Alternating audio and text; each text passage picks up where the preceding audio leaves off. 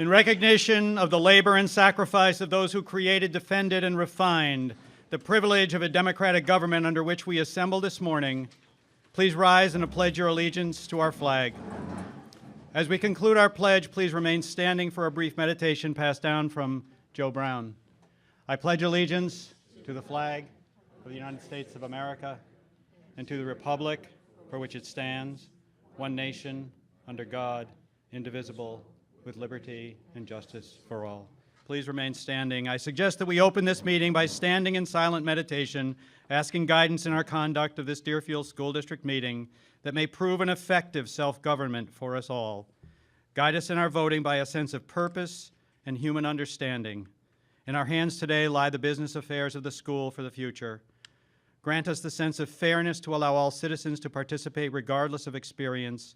Help us express ourselves with restraint and dignity, that we may work together harmoniously for the well-being of our school in the coming year. So let it be. Please be seated. Welcome to the first session of the 2016 Deerfield School District meeting. The school district officials seated before you this morning are the school board, Kevin Berry, Zach Langlois, Peter Menard, Jim Deely, and Shelley Tetrault. The superintendent, Patty Sherman, is here. The school district attorney, Kathy Peel, and Julie O'Brien, the clerk, and Amber Wheeler, business administrator.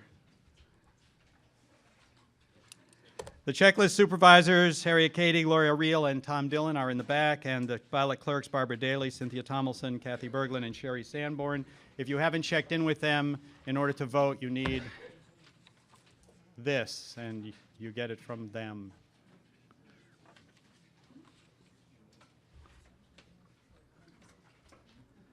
I recognize Peter Menard for the purpose of making a presentation. Mr. Menard.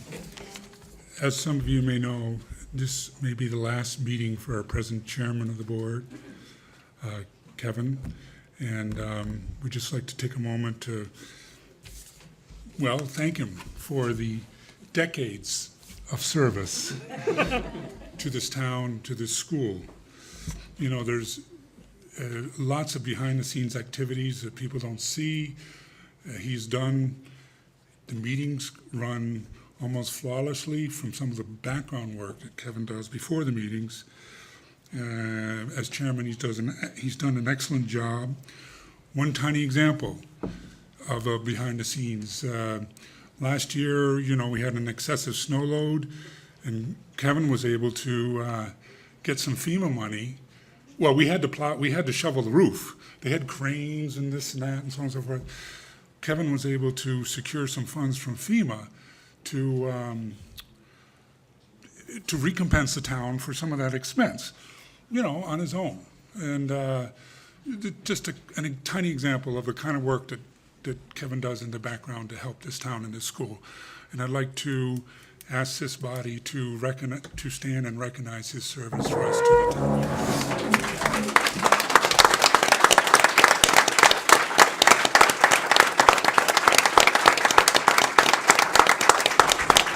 Thank you. Don't look for a speech.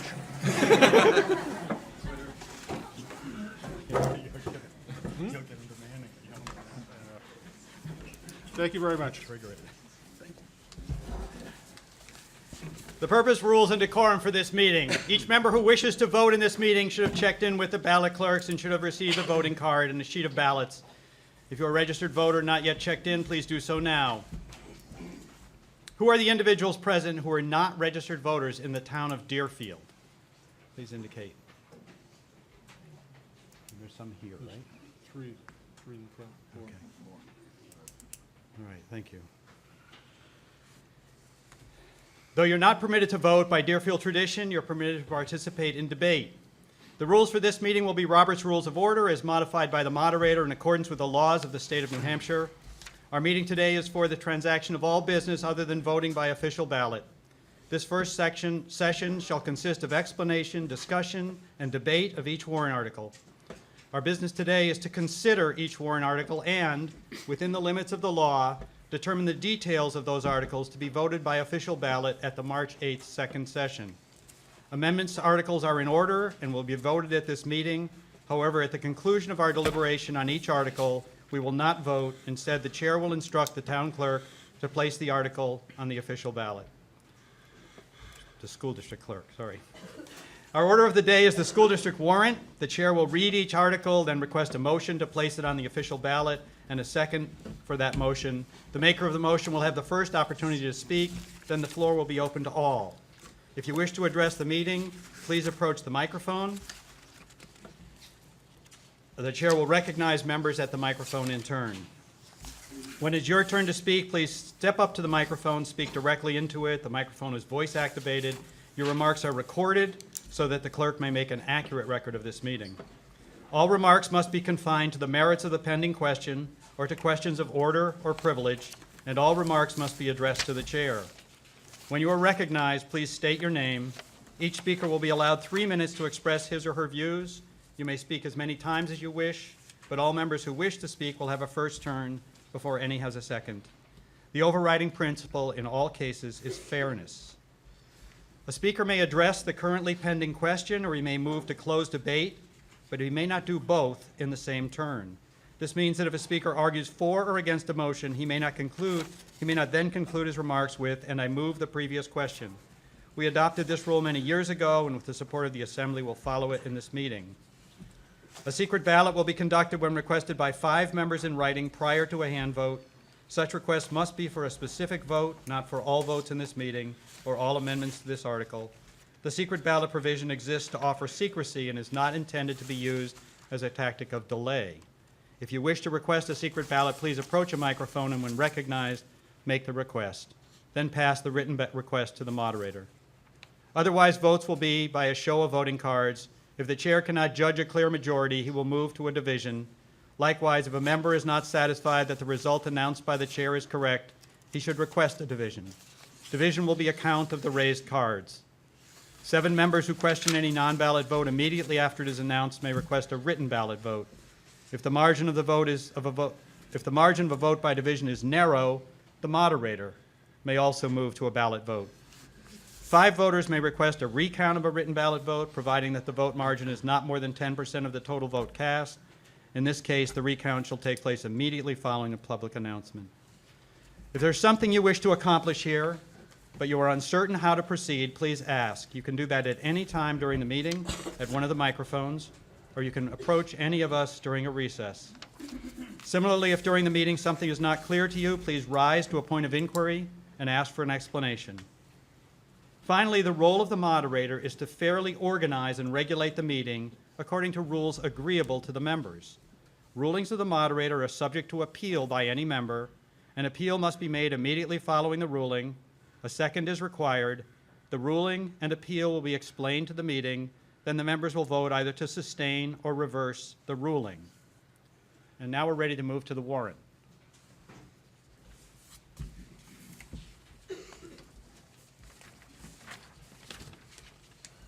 To the inhabitants of the school district in the town of Deerfield qualified to vote in district affairs, you are hereby notified to meet at the Deerfield Community School in said district on the 6th day of February 2016 at 9 o'clock in the forenoon to deliberate upon the warrant articles below. This session shall consist of explanation, discussion, and debate of each warrant article. Warrant articles may be amended subject to the following limitations. Warrant articles whose wording is prescribed by law shall not be amended. Warrant articles that amended shall be placed on the official ballot for a final vote on the main motion as amended, and no warrant article shall be amended to eliminate the subject matter of the article. An amendment that changes the dollar amount of an appropriation to warrant articles shall not be deemed to violate this provision. Voting on warrant articles will be conducted by official ballot at the second session scheduled for March 8th, 2016 at the Deerfield Town Hall from 7 a.m. to 7 p.m. Article 1. Shall the Deerfield School District raise and appropriate as an operating budget, not including appropriations by special warrant articles and other appropriations voted separately, the amounts set forth on the budget posted with the warrant or as amended by vote of the first session for the purpose set forth therein, totaling $12,051,913.40. Should this article be defeated, the default budget shall be $12,238,286, which is the same as last year, with certain adjustments required by previous action of the Deerfield School District or by law, or the governing body may hold one special meeting in accordance with RSA 40, 13, 10, and 16 to take up the issue of revised operating budget only. School Board recommends 500. Budget Committee recommends 800. 8 aye, 0 nay, no abstentions. That's what that means. If passed, the new estimated tax rate will be $18.09 per thousand and will result in a 73-cent increase over the previous year tax rate.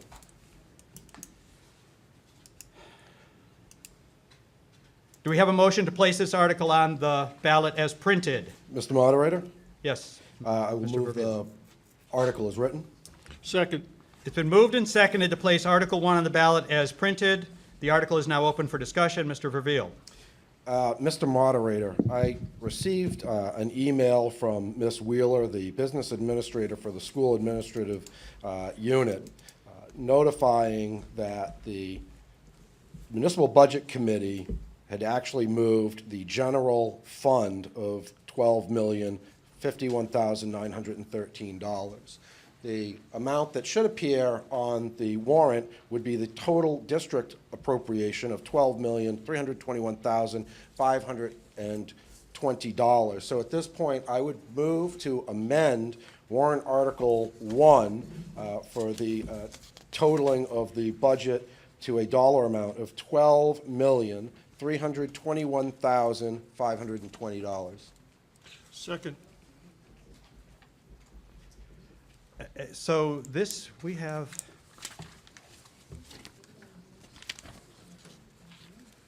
can you tell me, can you tell us what lines we are changing in the budget we have in our hands?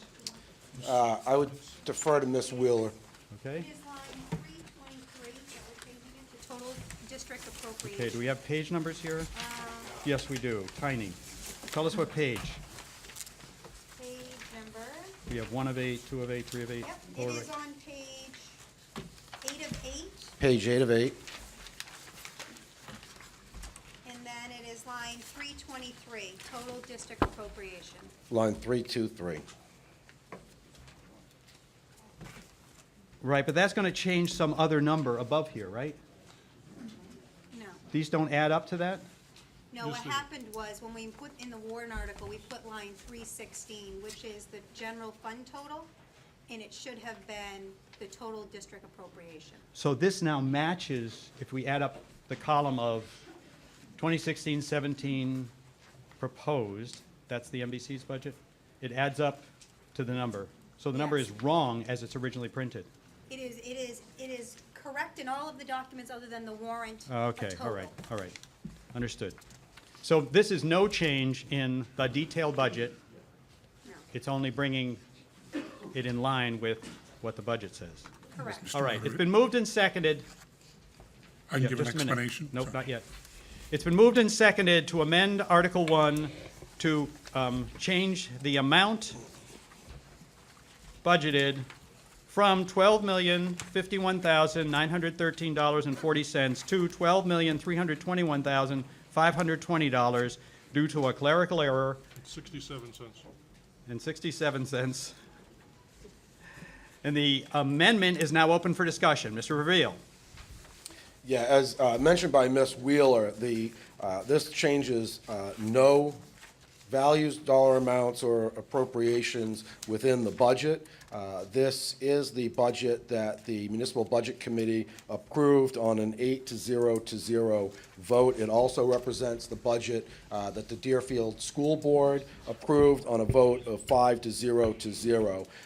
The error is that the wrong line in the budget at the Municipal Budget Committee was moved and voted upon.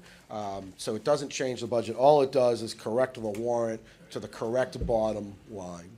Okay, thank you. Mr. Menard.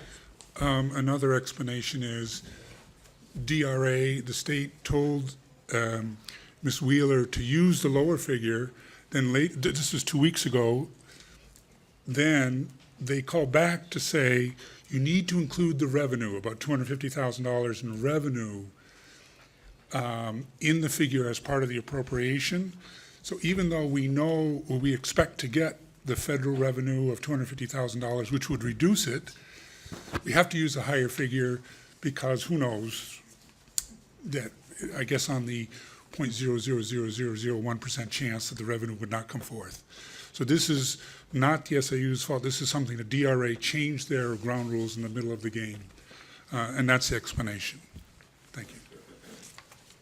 Further discussion on the amendment to this article to change the amount, to correct the amount. Mr. O'Neill. Alan O'Neill, 1 Millstone Lane. What would the tax impact be then? Is that It is number? correct as written in the So warrant the article. 73 cents is correct? Correct. Okay. The only difference is the that number one itself. number we grabbed from the wrong spot within the budget. Further discussion on the amendment. Seeing none, are you ready for the vote? The vote is on the amendment to Article 1 to, and really it's a correction of the amount from $12,051,913.40 to $12,321,520.67. All in favor of changing the amount signify by raising your voting cards and keeping them raised. Thank you. Cards down. Those opposed signify by raising your voting cards and keeping them raised. Okay, that's unanimous. So the amendment is adopted, and we're back on the main article.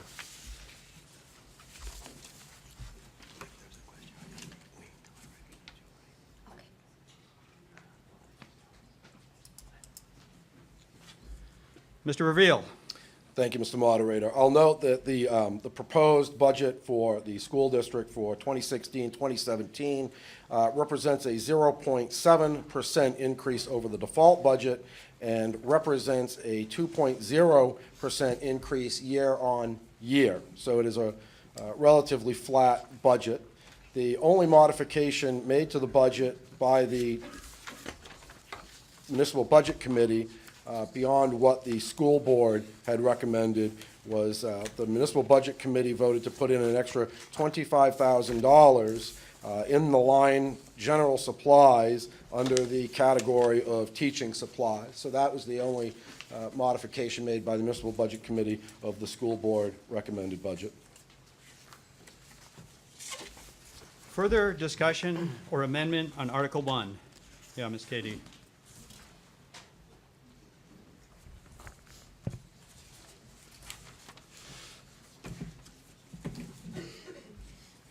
Thank you, Mr. Moderator. Since RSA 40:13 tells us that you must remove one-time expenditures and contract changes, could you please tell me what you took out of the regular budget to make the default budget higher? Because if you actually took those things out of the budget, the default budget should be lower. So I'd like to know those particular things you changed. Is there someone who can address that?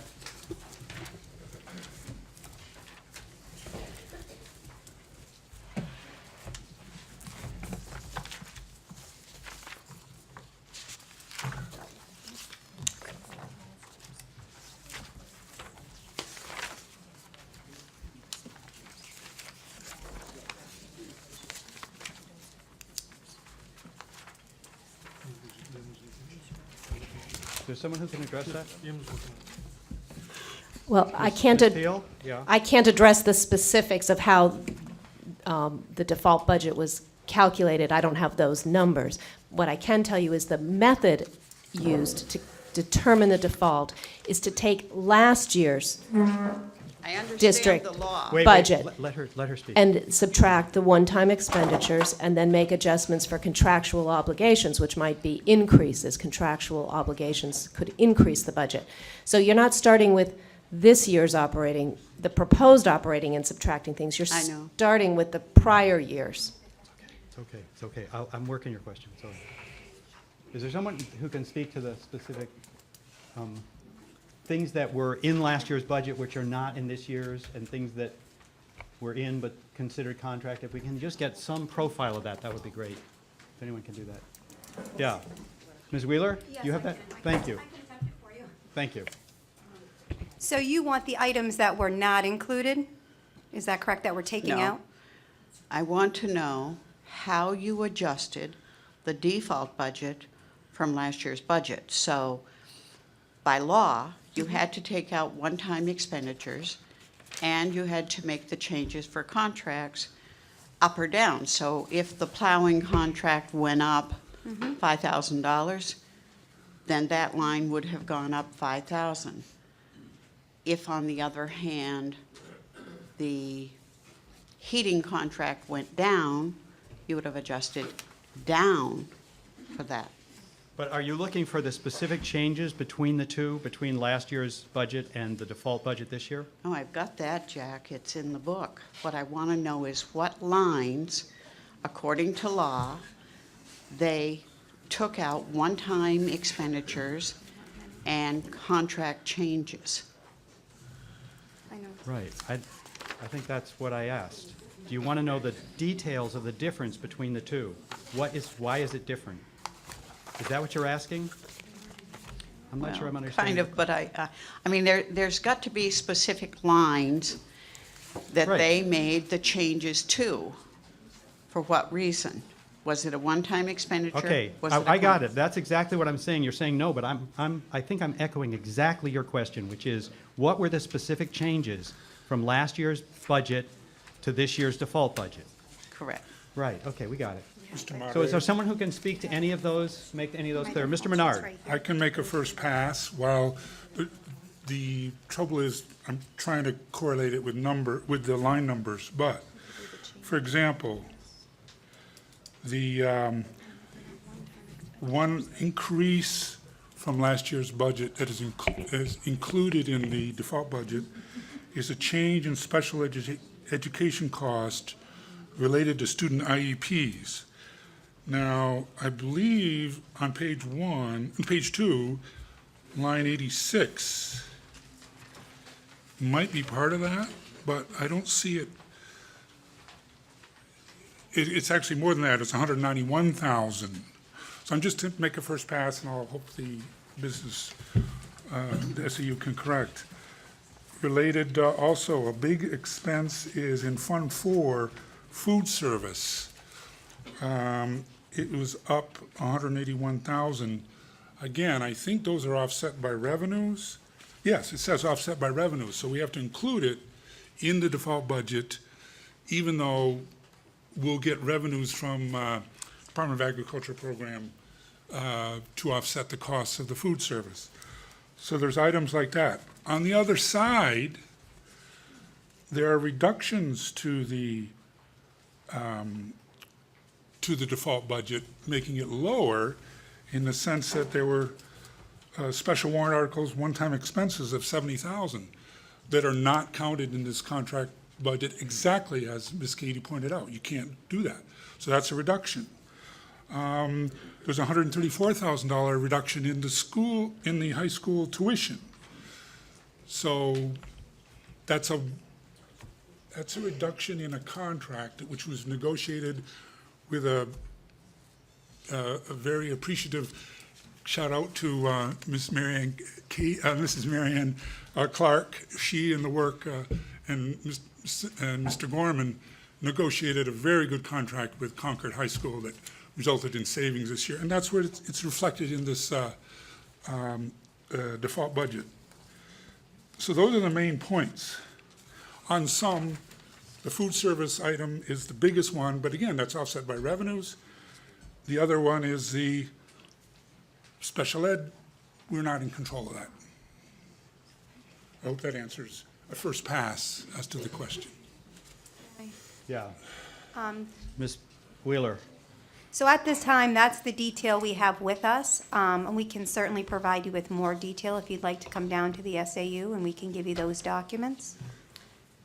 One of the things that's immediately questionable is I just heard Peter say that the increase in the special ed, which is reasonable, but because they added the reimbursement. Yet, they did it in the default, they added that reimbursement, but they didn't in the regular budget. So why wasn't it also not put in the default if they were having DRA say to them they had to put it in the regular? Is that understandable? I mean, why was it there but not over here? If you're going to do something, it's consistent in budgeting. May I address? Yeah, Ms. Wheeler?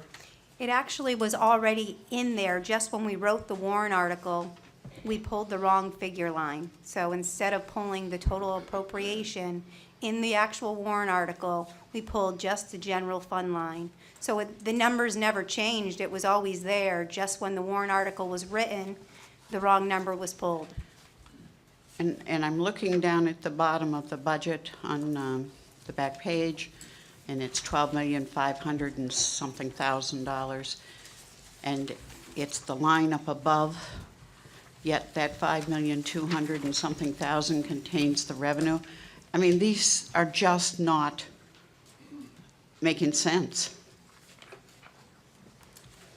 Any further discussion or amendment on Article 1? Mr. Menard? I would just highlight, speaking of the budget in general, the main drivers were page 1, line 20, a $134,000 reduction in the high school tuition. Again, thanks to the renegotiation of the contract with Concord High School. And furthermore, looking back to this year's budget, the immediate impact was a $491,000 reduction in that budget, a reduction in our expenses this year, of which we, the school board, returned $300,000 to the town. That was the cause of the reduction in the tax rate from 2301 to 2201 for this year's, I think I'm correct saying this year's tax bill. So we've been trying hard. We've been trying hard to keep our costs, keep the budget down. On page 2, line 86, there is $191,000, which I alluded to earlier, an increase in special ed placements and tuition. We have to work with that. We have to work with that. On page 7, line 271, there's a $78,000. If I'm going too fast, slow me down. On page 7, health insurance, there's an increase of $78,000. This reflects a 5.5% increase for contract employees.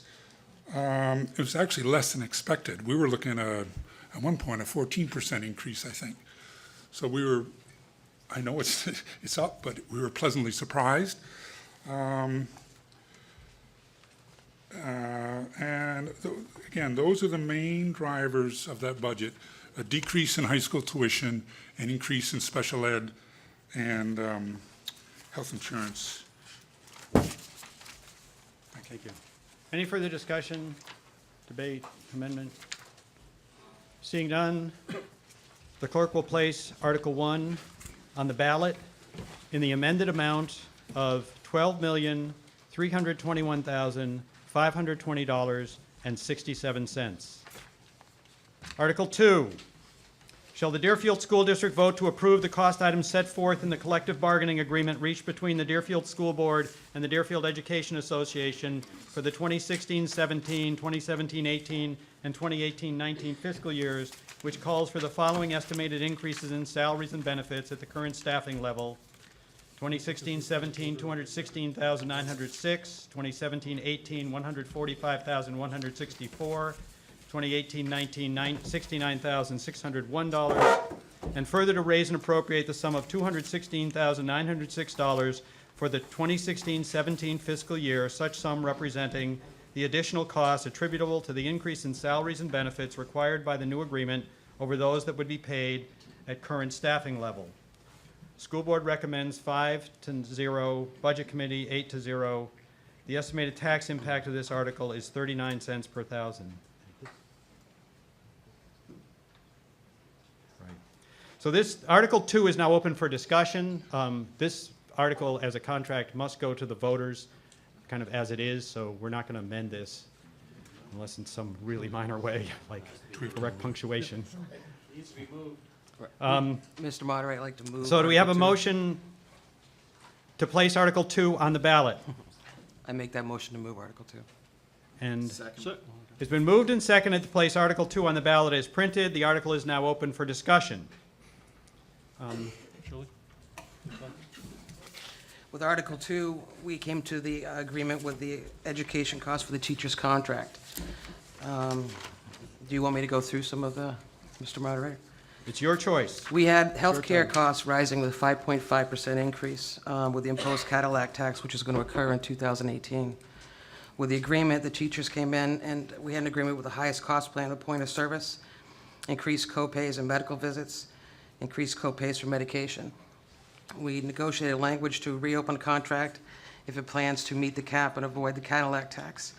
The increased buyout was $2,000 for a single, $2,500 for two-person or family. This was a savings of 3.9% or $33,446, resulting in an insurance increase of 1.6. The estimated increase was for 1 year for a buyout of $16,300, an estimated substantial savings in sequential years.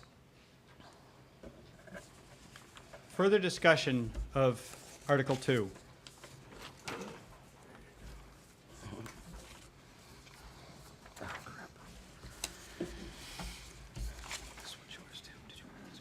Ms. Cady?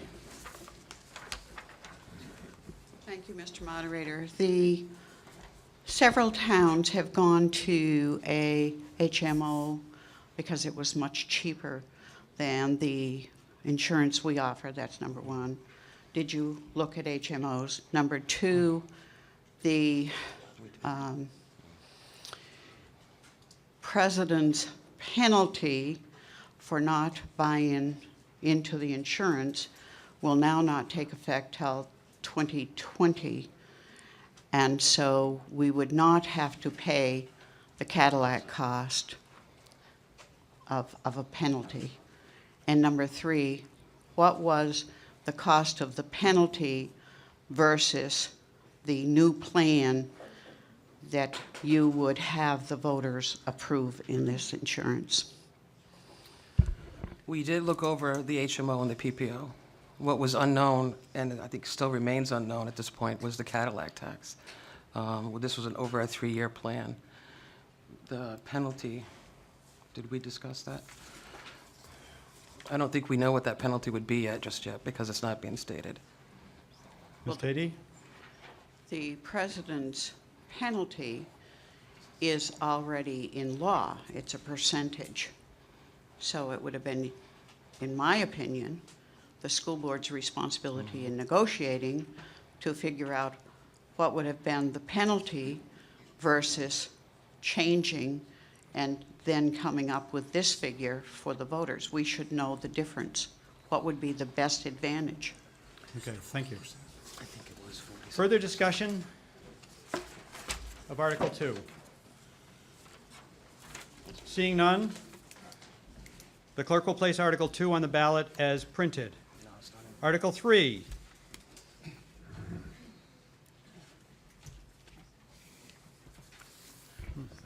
Shall the Deerfield School District, if Article 2 is defeated, authorize the governing body to call one special meeting at its option to address Article 2 cost items only?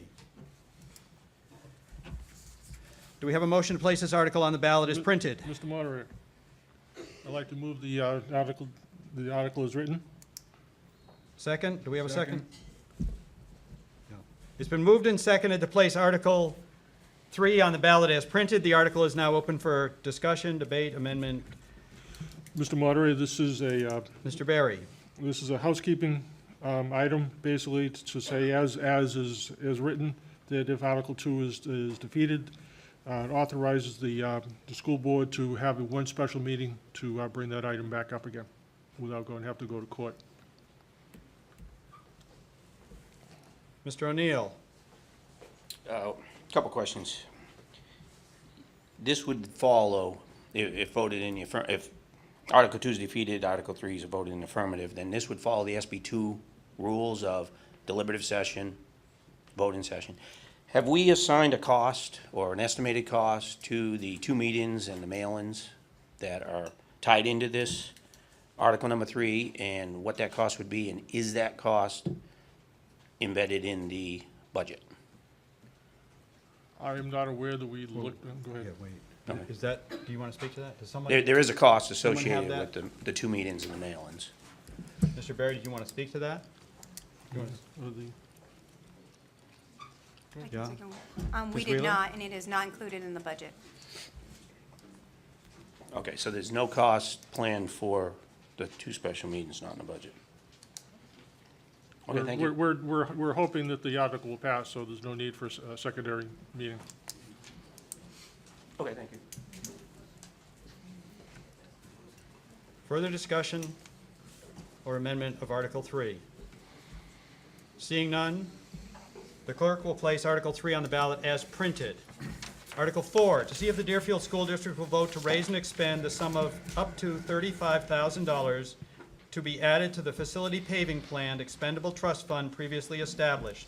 This sum to come from June 30th, 2016 fund balance, available for transfer on July 1st, 2016. No amount to be raised but from taxation.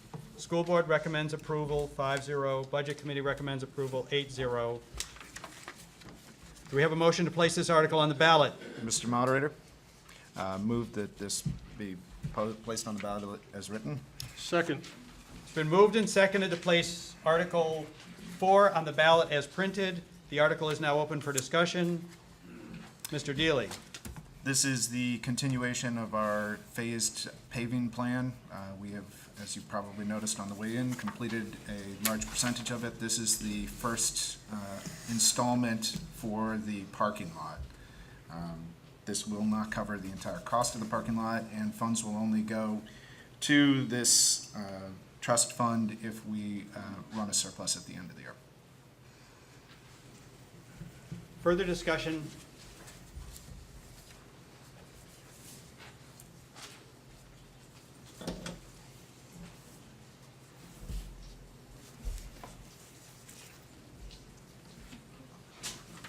Ms. Katie? Mr. Moderator, does the amendment made a couple of years ago by the Conservation Commission that we should have the paving done with a different type of still stand, and if so, what is the difference in cost between a regular paving and the porous, Permeable pavement? permeable? Mr. Deely? Yes, so the estimated cost we have now for regular paving of the parking lot is in the 70 to 80,000 range. The cost for permeable pavement, we have not found someone who has given us a quote at this point. So it would be, we would guess significantly more. We intend to work with the Conservation Commission in terms of appropriately dealing with the runoff and finding a solution. So it will be an ongoing process. This isn't enough to make it happen next year. So And can I ask, would you put a warrant article in to consider the excess costs of maintaining that permeable paving versus the regular? And also, having served on the Lamprey River advisory. Commission to Right. keep the Lamprey River clean, I want us to keep the salt out of it. But when I brought them here and they looked at it, they looked at how the school has the culverting headed towards Freeze's Pond, and that change would be significant to keeping the Lamprey River from receiving the salt or sand runoff. Right. Thank you. Further discussion? Mr. Verveel? Mr. Moderator, my memory's not clear on the amendment to the article that I believe was last year. But if I remember correctly, it was not specific to permeable paving, but I believe it was more generalized to ensure or to mitigate reduced, if not eliminated, direct runoff from the parking lot into the watershed, so that there are other potential solutions such as retention ponds, alternate ditching to allow for absorption in. And I'm not sure if anybody has the language of that article, but I don't think it was specific to permeable pavers. So there may be other solutions that are less costly than that one particular path forward. Okay, thank you. Any further discussion of Article 4? Seeing none, the clerk will place Article 4 on the ballot as printed. Article 5, to see if the Deerfield School District will vote to raise and appropriate the sum of $10,000 to be added to the Replacing or Repairing Technology Expendable Trust Fund previously established. This sum to come from the June 30th, 2016 fund balance available for transfer on July 1st, 2016. No amount to be raised from taxation. School Board recommends 5-0. Budget Committee recommends 8-0. Do we have a motion to place this article on the ballot? Mr. Moderator, so moved. Second. It's been moved and seconded to place Article 5 on the ballot as printed. The article is now open for discussion. Mr. Deely. This is a continuation of putting funds aside for replacing technology within the school. Once again, this will only have funds put into it if there is a surplus at the end of the year. Basically continuing to save for for technology issues. So Further discussion, Mr. O'Neill. What's the current value of the previously established trust? Is there any funds in it from last year? there is. Amber, The do you- balance of the trust, does someone have that? Okay. Have we, well, she's looking at it, have we dipped into that for technology upgrades currently? This is more aimed at catastrophic failure of systems. Replacing or repairing, okay. Right. Okay. May I Yes. respond? Ms. Wheeler. We have 20,082 cents. Okay, and that has not been touched? It has not been at this touched. time? No. All right, thank you.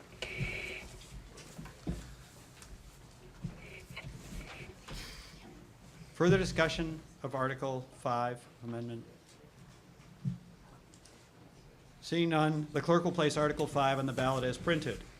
Article 6, due to the lack of any meaningful action by the Deerfield School Board relative to a warrant article of similar language passed by a majority of voters during the March 2015 Deerfield election, we again ask, shall the Deerfield School District vote to reject and immediately discontinue participation in the Common Core State Standards, CCSS, and the Smarter Balance Assessment in favor of our own locally developed Deerfield School District academic standards and assessments, and recommend that the school board form a committee consisting of representatives from the school board, school administrators, teachers, and community members to develop the Deerfield School District academic standards and assessment. This article is submitted by petition. Do we have a motion to place this article on the ballot? Mr. Moderator? Mr. Verveil? I would move the article as written. Do we have a second?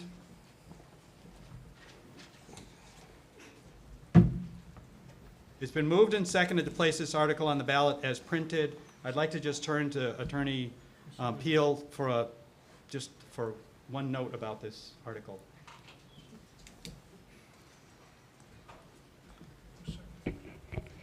Dylan. It's my opinion that this article, as well as the one that follows, both submitted by petition, would be considered advisory articles, because it's the school board and not the legislative body that is charged with establishing school district policies, and that would include such things as curriculum. Now, the legislative body can certainly express its opinions and can do so by voting on this article, but ultimately it's the school board who makes those determinations. Thank you. Mr. Verveil. I completely agree with our attorney, and I'm surprised that wasn't mentioned last year. It's clear in case law that you cannot force a board or legal body to act. All you can do is encourage them in the direction that the electorate would like to go. This passed last year with 52% of the vote. It was amended to be advised, which was fine because it's advisory only. The school board has taken no meaningful action, and we've heard all kinds of canards and ruses and red herrings. And You gotta be careful about that language, all right? You can talk about the facts, but you can't attack people's credibility or integrity in any way. So words like canard don't work here. Thank you, Mr. Moderator. So what we hear from the school board is that they're addressing the article through curriculum, and I would challenge anybody to find the word curriculum within the article. The article does not go to curriculum, it goes to standards and assessments. I couldn't agree more that we need rigorous standards in the school, absolutely. It's my opinion, and the opinion of a majority of the voters in Deerfield, as expressed last year, that the Common Core state standards are not right for Deerfield. I will contend that they are not the most rigorous standards that we could adopt. We may hear cost estimates of what it would cost to implement this article if passed and adopted by the school board.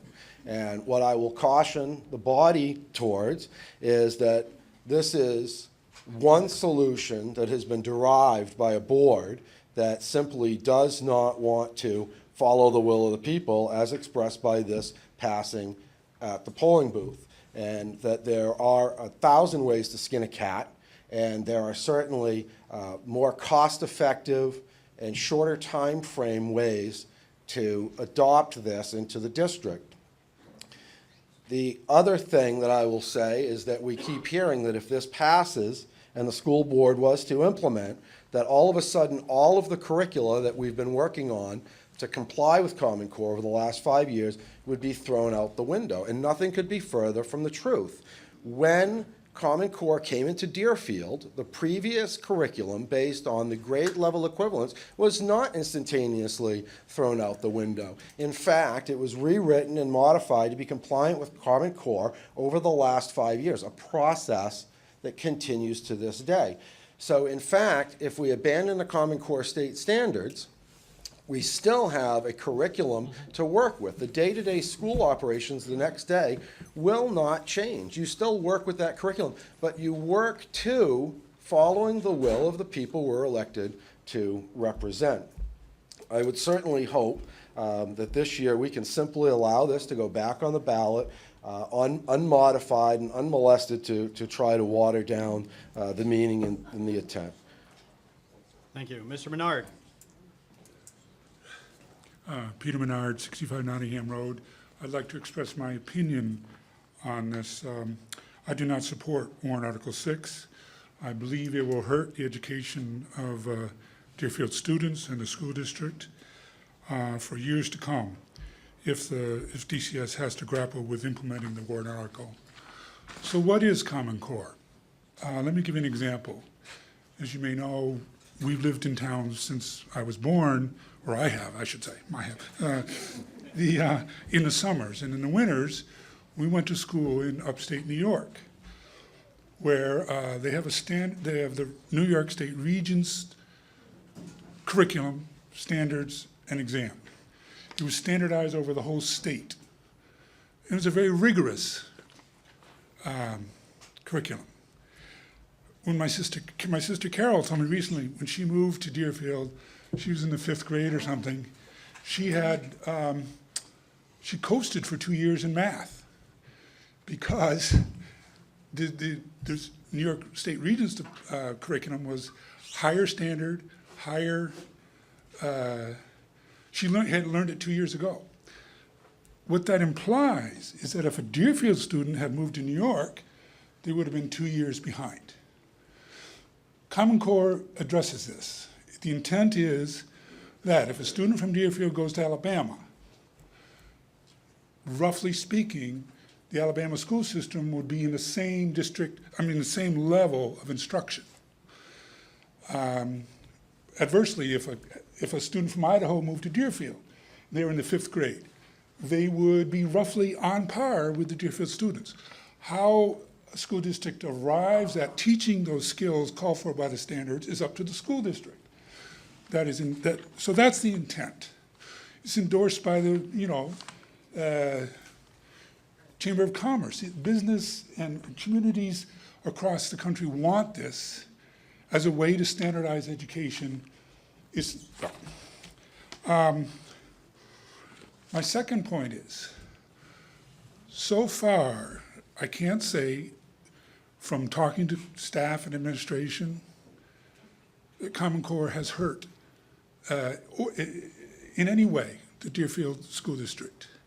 In fact, as was made clear with our negotiations with the Concord High School wanted Deerfield students. They prized their academic levels, their sports, et cetera, et cetera, et cetera. That's part of the reason we were able to save the district $491,000 and $134,000.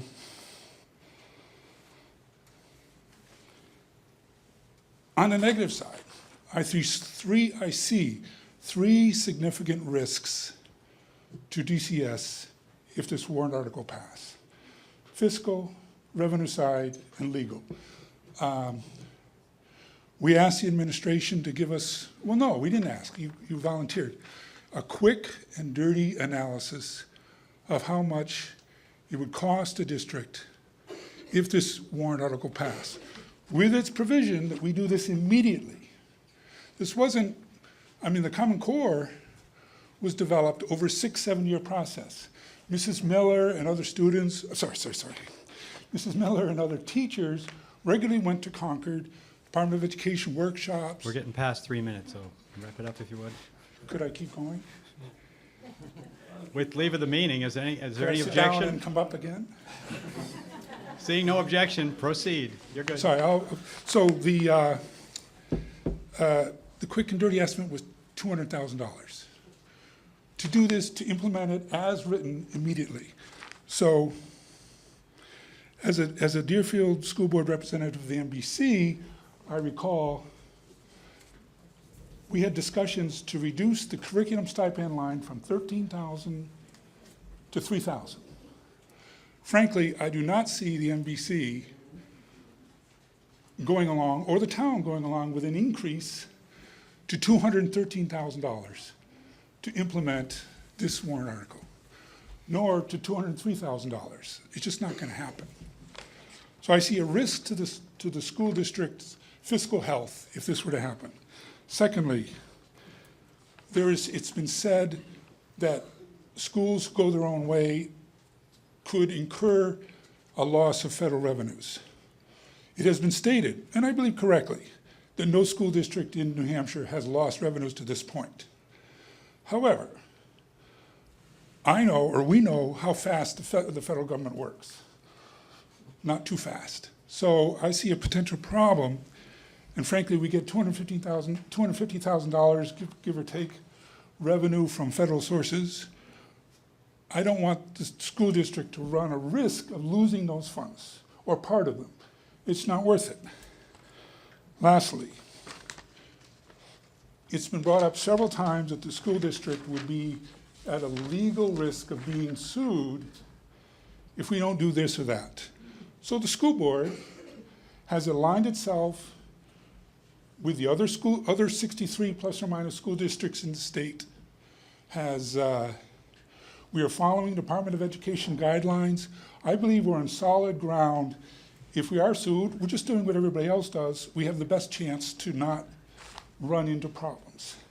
If this article were to pass, I would say into a new legal landscape, possibly parents from other sides could sue if they do not want their students to go through the process as outlined by this warrant article. I don't think it's worth it. I don't want the school district to have to undergo these three risks: fiscal, revenue side, or legal. And that is why I ask voters not to vote for warrant Article 6. Thank you. Yes. Hi, I'm Ellen O'Donnell. I'm Windy Ridge Road in Deerfield. And I'm really nervous, didn't really want to come up here and talk, but I'm going to do a little bit from the teacher standpoint. So I spent some time in Finland, I've been in some other countries as well, and people always ask me, what's it like in the United States? What do they do in the United States? And I'm like, well, I can't talk to you about the United States. I can only talk to you about New Hampshire, because we are 50 separate countries, and we don't do anything the same in each state. And that's why the Common Core came into being, because we do need to have a level playing ground. We do not do well in our international tests. We don't do well because we have 50 different states doing 50 different things.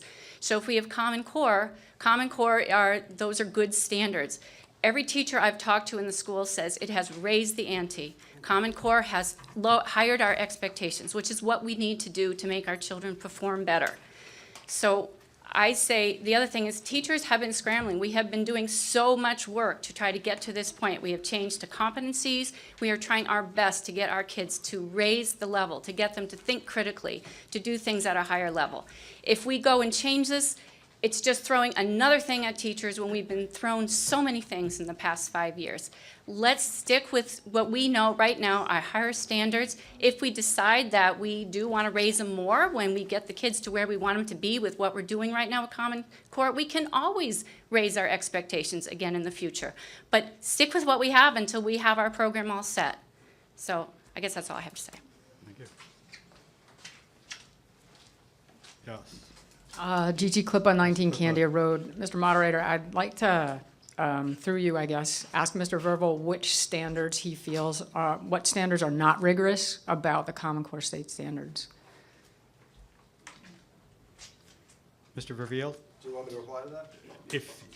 It's your choice. You're not required to, but if you'd like to, the question came to you. Certainly, it's an excellent question, and I've been asked it several times. And in fact, I've delayed answering it for a year publicly because I wanted to leave it to the discretion of the school board to determine how to best move forward. But I can tell you from my point of view, one man's opinion, okay, is I believe in a classic liberal arts education, reading, writing, and arithmetic. We have to have standards. These may be better than grade level equivalents. They're not the best. And there's data out there that proves it. In fact, I would say the gold standard in educational standards in the United States was the Massachusetts educational standards before they adopted Common Core. And it was measured and proven two ways. One, with the use of the MCAS test to make sure the curriculum that they developed in Massachusetts was rigorous in doing what it was said to do. Mr. Menard, the previous speaker, talked about, the international benchmark. And in fact, Massachusetts had world-class improvement and was producing world-class results using the internationally accepted tests for educational levels. So all we have to do is look at the educational standards that were used in Massachusetts before Common Core. And in fact, the Massachusetts test scores have flatlined 5 years into Common Core. And in fact, many, like myself, expect those numbers to start coming down because the Common Core standards are not as rigorous as the standards they previously used in Massachusetts. And that's why they're rebelling. Mr. Menard points to the New York Regents. Wait. Just answer the question that Ms. Clippa asked. That's my answer. That's good. Thank you. Yes. Am I? Yeah. Okay. And the reason that I asked that question, I still didn't hear the answer. I heard data, but I didn't understand which of the standards, because when I been in education for 30-some odd plus years, maybe I don't really want to admit that, but, I can give a two-word answer, ma'am, if you want to hear it. No, just please don't speak out of turn.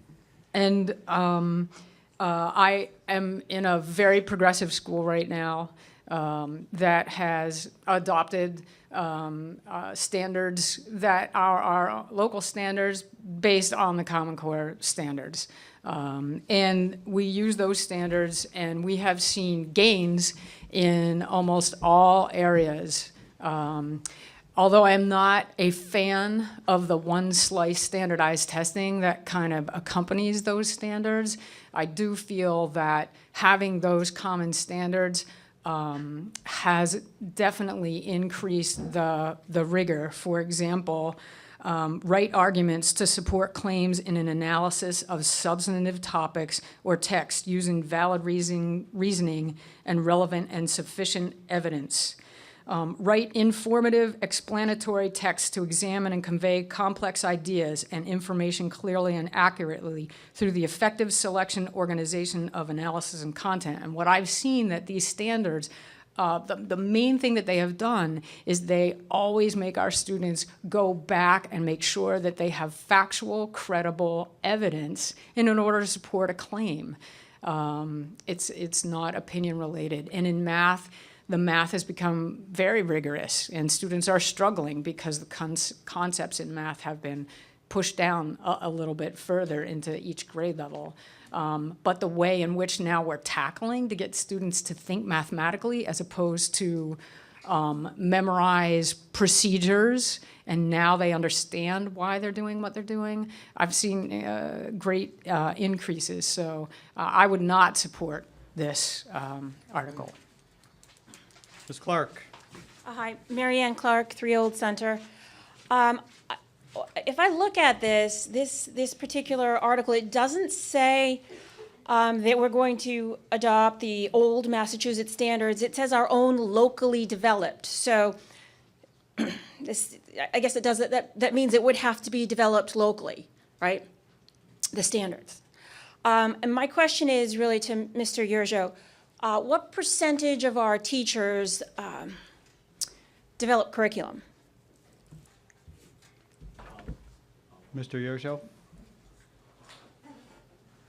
All teachers work on development of curriculum at one point or another. So 100% of our teachers develop curriculum. What percentage of our teachers have developed standards? Mr. Yerjo. None. So this is specifying, this article, that we have locally developed standards and that it's done, the committee that's developing these standards includes the school board. Does anybody have experience developing standards on the school board? No. Administrators, standards development? No. And our teachers, you've said no, and I don't know. Maybe there are community members with experience doing that, but anyway, my point is that we don't have that experience developing standards, but this article is forcing us to do that. Thank you. Yes. Karen Cody, North Road, Deerfield. I would like to speak to the issue of what is Common Core. Now, I'm sure most people here haven't had the opportunity or taken the time to really study it, to go to a meeting, to speak to teachers who oppose it.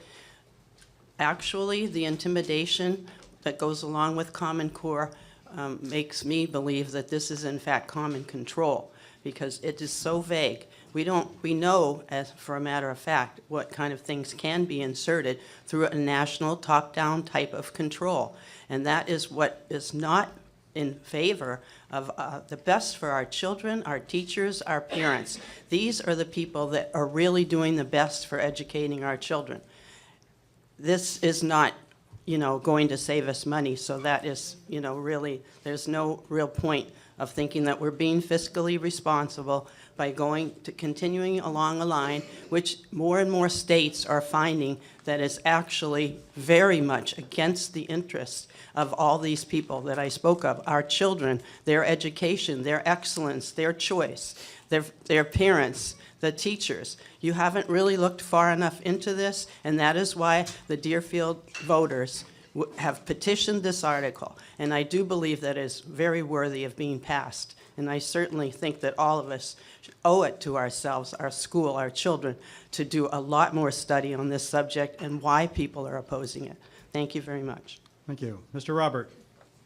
Yes, Ernie Robert, Maple Ave. Just looking at a couple points of inquiry for my own betterment. I'm a little bit naive of Common Core and whatnot. In reference to the warrant article here.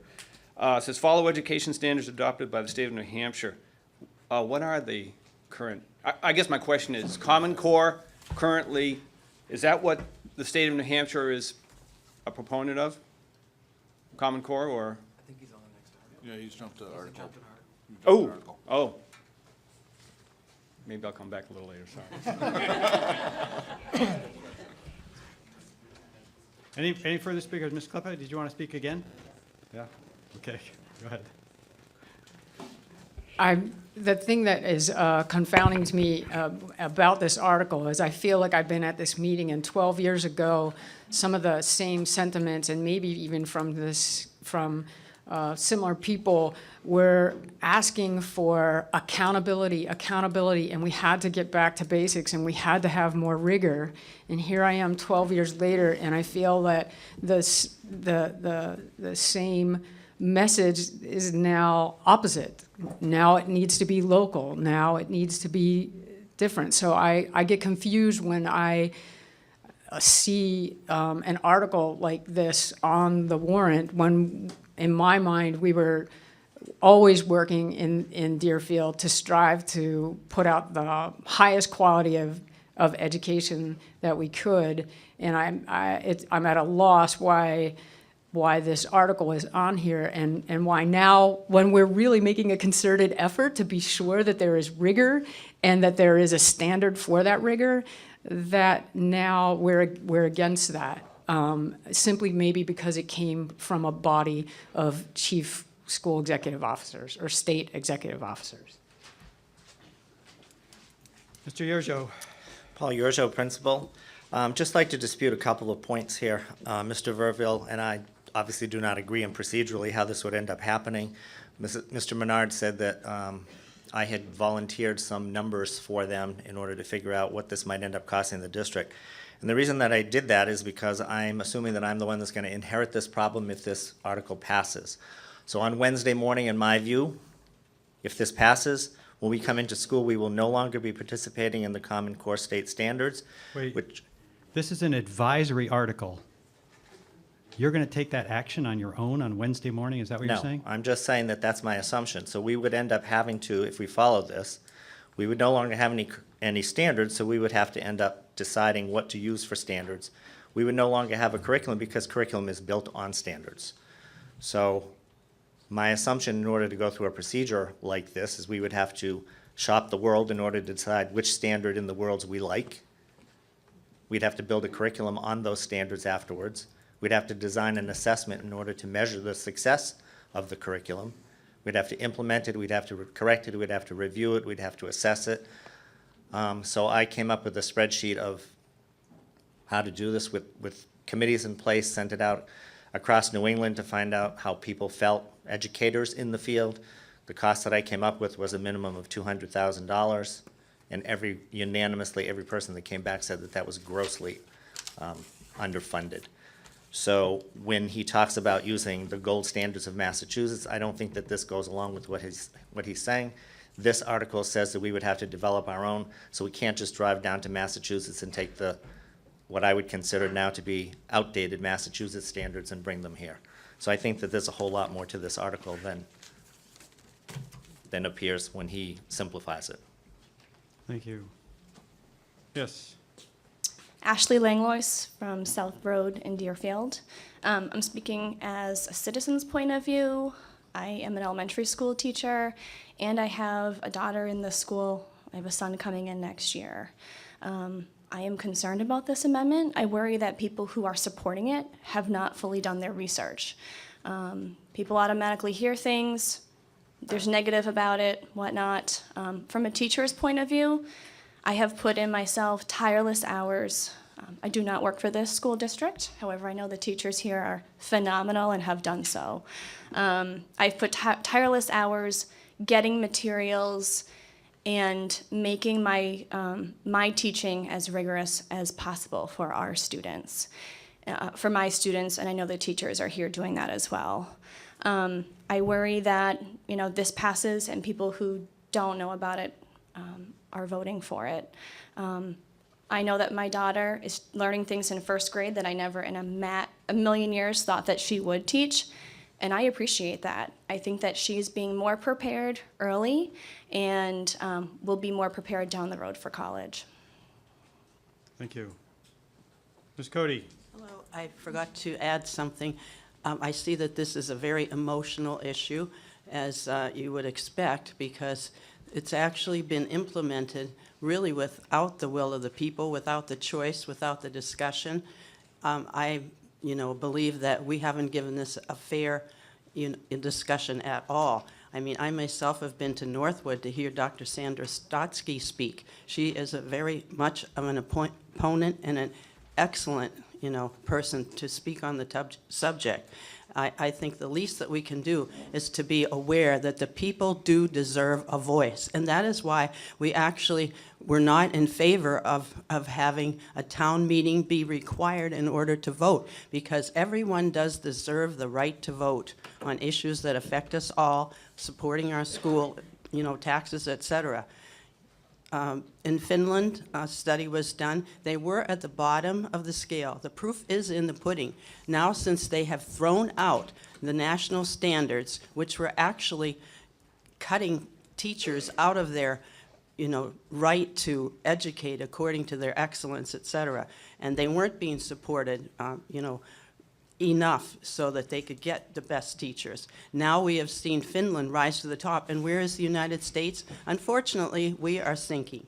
The proof is in the pudding, and we do deserve the right to vote on an advisory opinion, as this petition has asked. Thank you so much.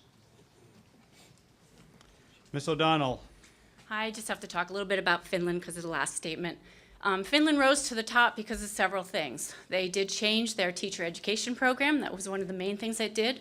But they do have national standards that they follow. And so everybody follows these standards, and those are the things that they teach. So it's a combination of how they, it's really a lot about how they've taught their teachers, trained their teachers, and given their teachers some autonomy. But there are standards that they follow. Thank you.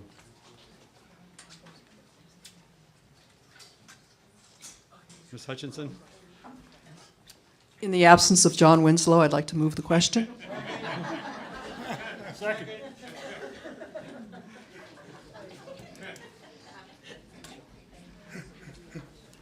It's been moved and seconded that we move previous question and close debate.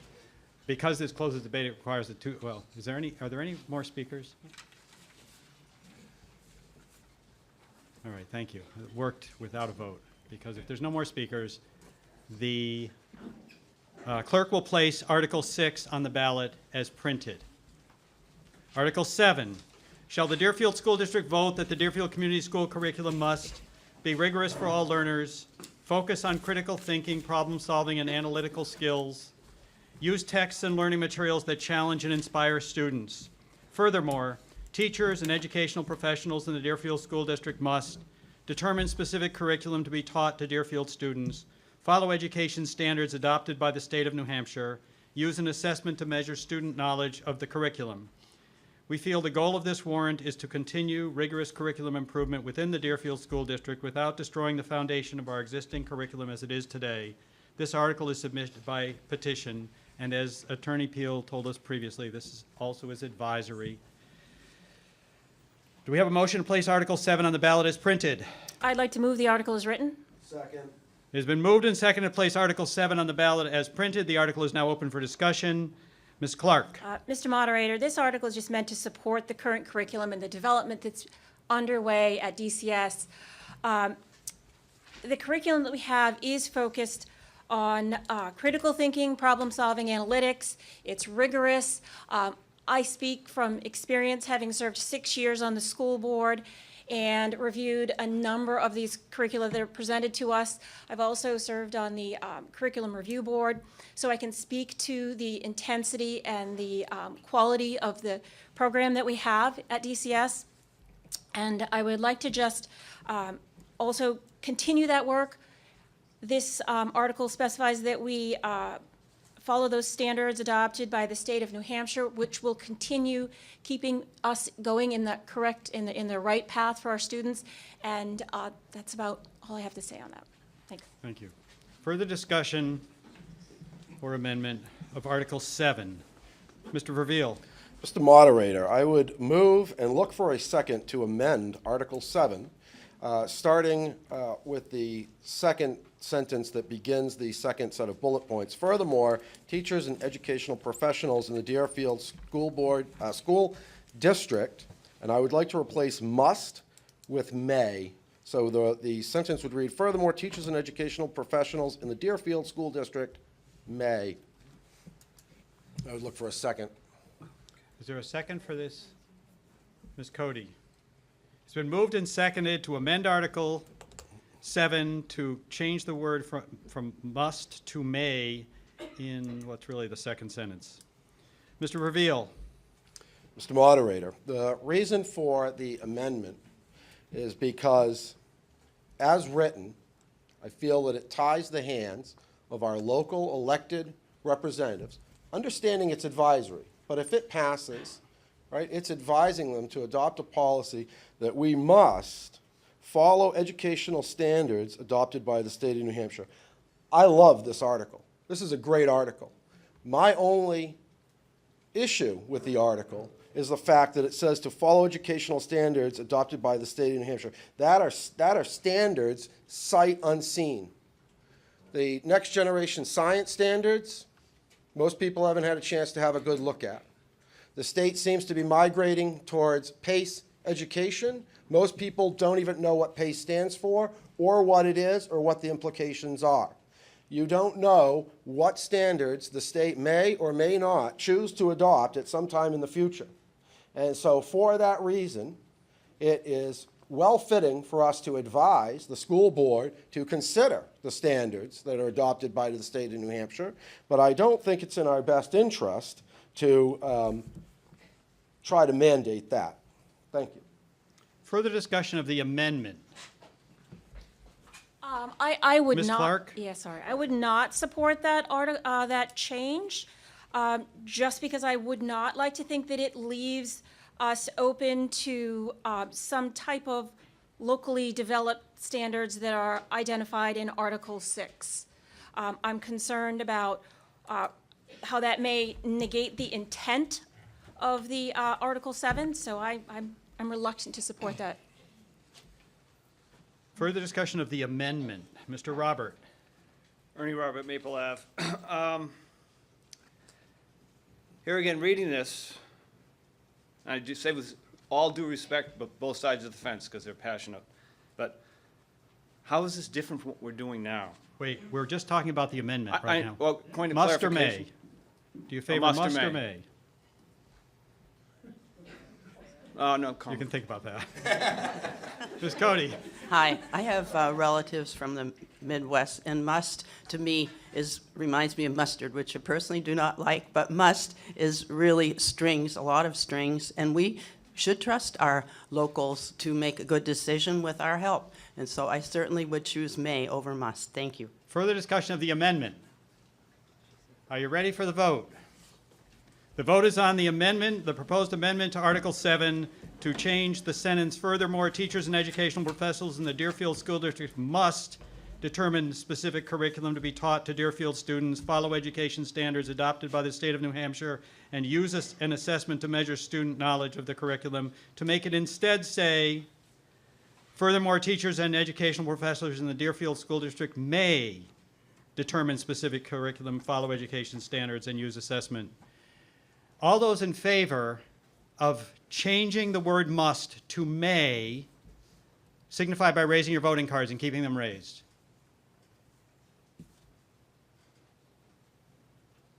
Five. All those opposed signify by raising your voting cards. The nays have it. The amendment is defeated. We're back on the main article.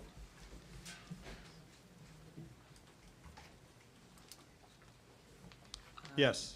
Maureen Ms. Mann, Mann. Stage Road. I think I know this is petty, but I think the question mark at the end of use an assessment to measure student knowledge of curriculum should either be moved to use text and learning materials that challenge and inspire students, because that paragraph deals with shall they do this, which is a question, or furthermore, teachers and educational professionals, et cetera, should be rephrased as a question. The easiest solution is to move the question mark up to after inspired students in the first section. So my motion is to move the question mark up to inspired students and replace the question mark with a period at the end. Thank you.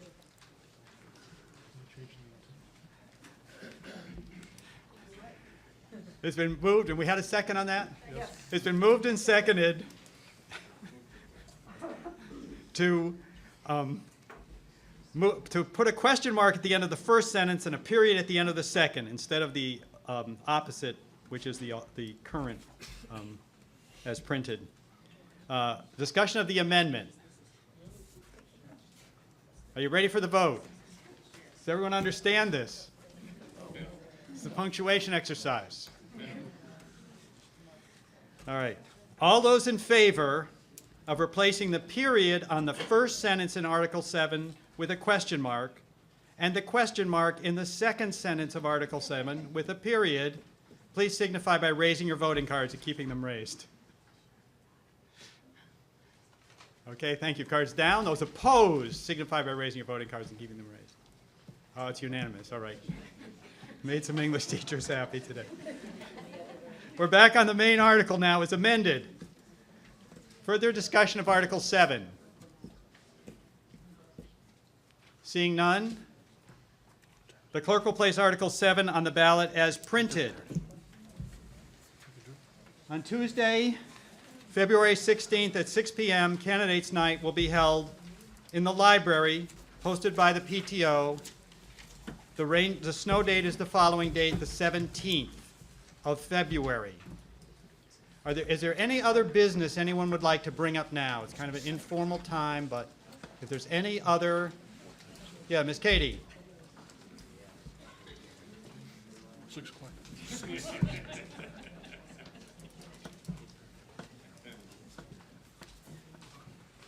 I have just become aware that the supervisory union for Nottingham, Stratford, and Northwood had a contract with a company that looked at their special education program and how they might do savings. And it has given them extraordinary savings in that they knew what they should be looking for if the staff was accomplishing it what they should. And I'd like to ask our school board to investigate having that kind of contract. It was shared in costs by all 3 school districts rather than just one paying for a company coming in. So I'd like to have that done. Okay, thank you. Motion to adjourn. Anything further? Yes. We're going to just give people a chance here who'd like to speak briefly. Yes. Troy Hopkins, Raymond Road. I'd like to say thank you to the school board for all of the hard work that they put into trying to make this budget responsive to what the town was looking for. Thank you to the SAU for being constantly responsive to the questions that were addressed. Thank you to the administration, and thank you to many of the Deerfield teachers who have been valuable assets to the school. Thank you.